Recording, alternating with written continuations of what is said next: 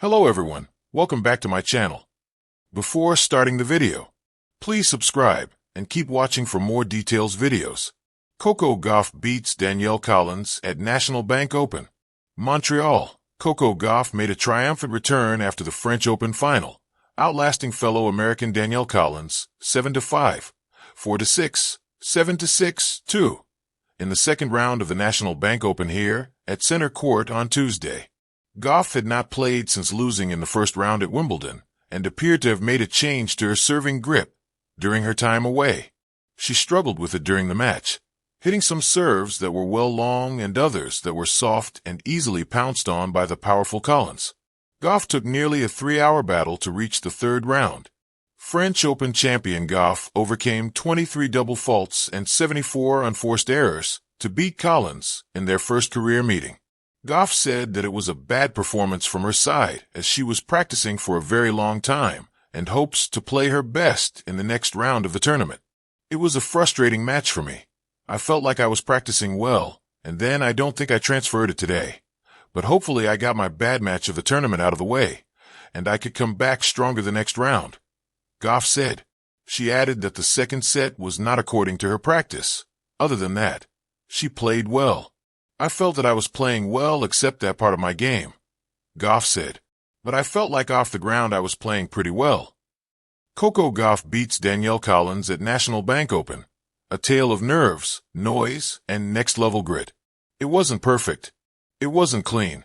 It wasn't the kind of tennis match that would make a coach sleep easy. But it was electric. And it was Coco Gauff at her most human and her most heroic. Under the blazing lights of Montreal Center Court, the crowd pulsed with anticipation as two of America's fiercest fighters stepped on court for a showdown at the 2025 National Bank Open. What they got was a dramatic, chaotic, at times nerve-wracking contest that somehow ended with Gauff raising her fist and walking to the net as the winner. The scoreline that didn't tell the story. The scoreboard read, Coco Gauff def. Danielle Collins 4-6, 7-6, 5, 6-4. On paper, it looks like a standard 3-set comeback. In reality, it was a roller coaster of emotion, pressure, and the wild unpredictability of two women refusing to give an inch. Round 1, but not a warm-up. This was just the first round of the Canadian Open. But tell that to the fans who were gripping their seats, gasping at every Gauff double fault, every Collins winner, and every drawn-out rally. This match had the atmosphere of a Grand Slam final, not an early August opener. Coco Gauff, the top-seeded American and world number 3, came into Montreal with high expectations. Still fresh off a shaky grass season and desperate to reestablish her hard-court dominance, she needed a strong start. But what she got was Danielle Collins, unpredictable, uncompromising, and unrelenting. Collins, ranked outside the top 30 but always a threat with her flat ground strokes and intense glare, had nothing to lose. And that made her dangerous. Gauff's serving woes return. The first set saw a Gauff that fans have come to recognize and fear.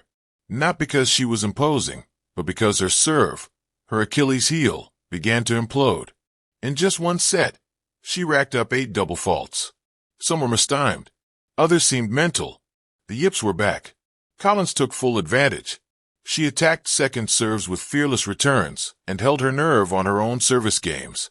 The Floridian's trademark growls echoed through the Montreal night as she snagged the first set 6-4. For Gauff, it was déjà vu. A nightmare she thought she'd escaped after winning the U.S. Open last year. But instead of spiraling, something in her clicked. The turning point, grit over grace. The second set wasn't cleaner. Gauff served another 8 double faults. But she fought. She chased down balls with her signature speed. Her footwork almost ballet-like even as her serve faltered. And the crowd fed her. At 5-5 in the second set, Collins had break points to serve for the match. But Gauff erased them with a forehand winner and a daring drop shot.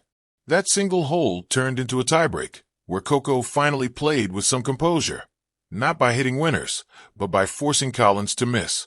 The tiebreaker ended 7-5 in Gauff's favor, and she screamed. A primal roar that seemed to shake off the anxiety she'd carried all evening. Final set, a warrior emerges. By the third set, the dynamic had changed. Collins, who had been the hunter, now looked hunted. Gauff's confidence was back. The double faults didn't completely vanish.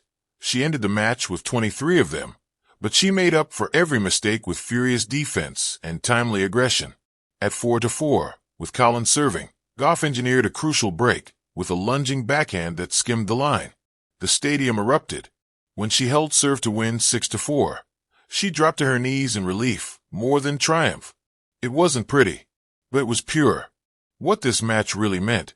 For Coco Gauff, this one wasn't just about advancing to the second round. It was a gut check, a reminder that form may be temporary, but fight is forever. "We all have off days," she said in her post-match interview, sweat still glistening on her forehead. "But you find a way. That's what champions do." She didn't pretend she played well. She didn't need to. Everyone watching knew that what she showed, resilience, mental strength, and the ability to reset after disaster, was more valuable than any perfect stat sheet.